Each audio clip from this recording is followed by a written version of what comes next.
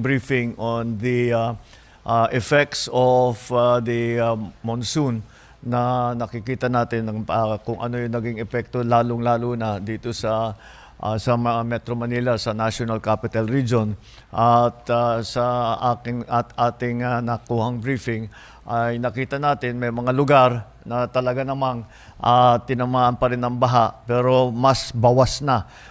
Kung dati ay 2 stories ang baha, ngayon siguro hanggang tuhod na lang. Yung iba hindi na nabaha. At ang isa pang bagay dyan ay mas mabilis na ang paglabas ng tubig.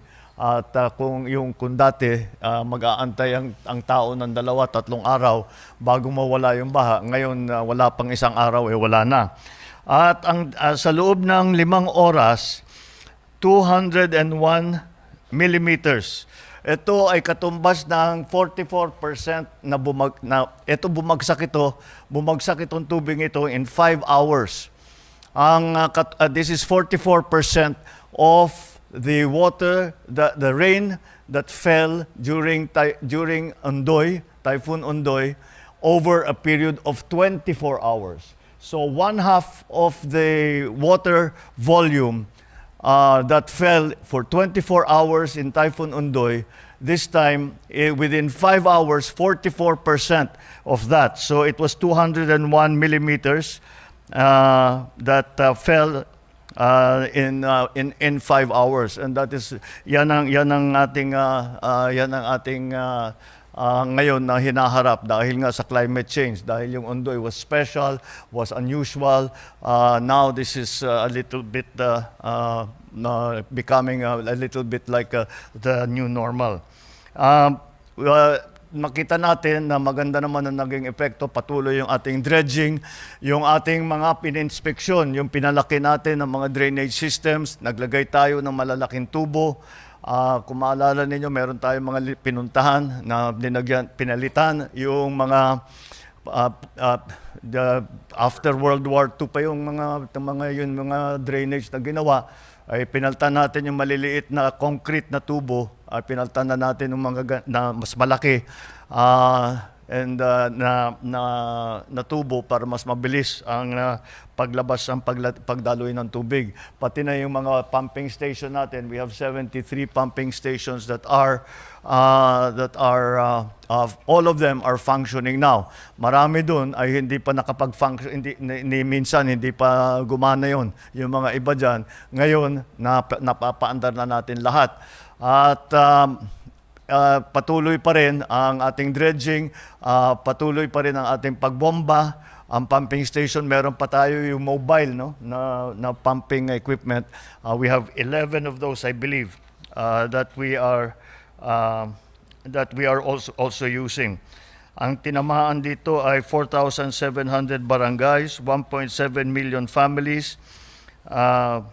We have unfortunately already 27 casualties and 17 who are injured. So you can see that the effects of the monsoon has been widespread and severe in terms of its effect.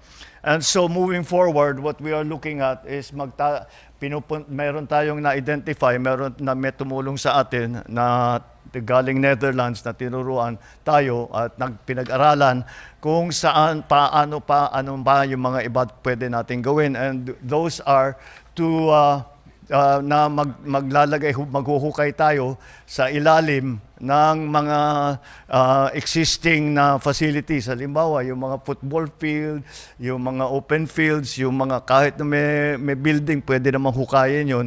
And they have already identified 30 sites, some of which are in Raja Sulaiman, Rizal Memorial, Camp Aguinaldo. Para sa ilalim lahat ito. Hindi huhukayin ito tapos i-restore naman kung ano yung nandun dati. Sa Camp Aguinaldo, sa UST.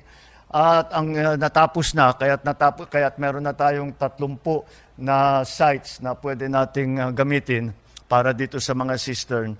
At inaantay na lang natin yung detailed engineering at kapag which will be finished when kailan kaya? Hopefully within the month, Mr. Within this month matatapos na yung detailed engineering. Pag natapos na yung detailed engineering, titignan namin, ipaprioritize na namin, sisimulan na namin ang paghukay. We are already at present time conferring and speaking to the areas, kung sino man ang namamahala doon sa mga area na yon, na pumayag sila para hukayin nga yung kanilang lugar.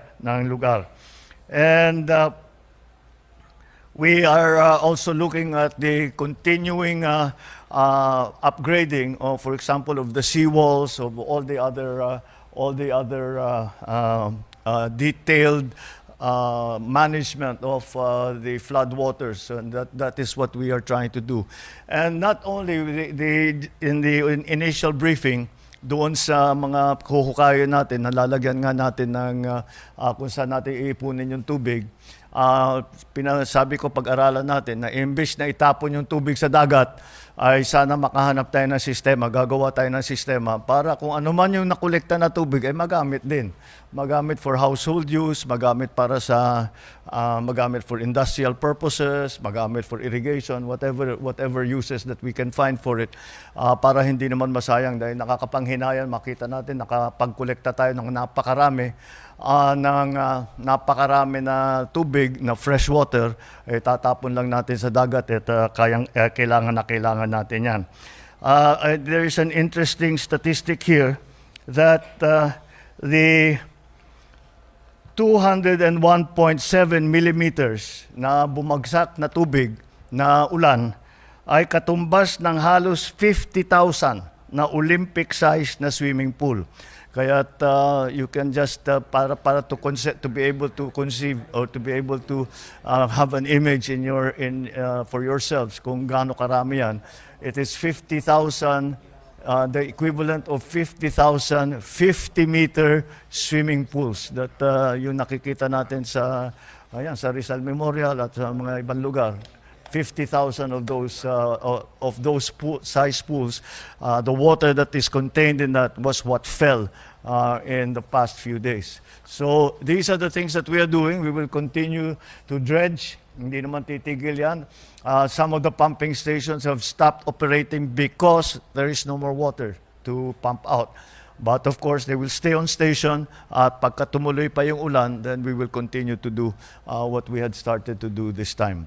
So there is still a lot of work that needs to be done, but with the effects that we have seen, because after all, if we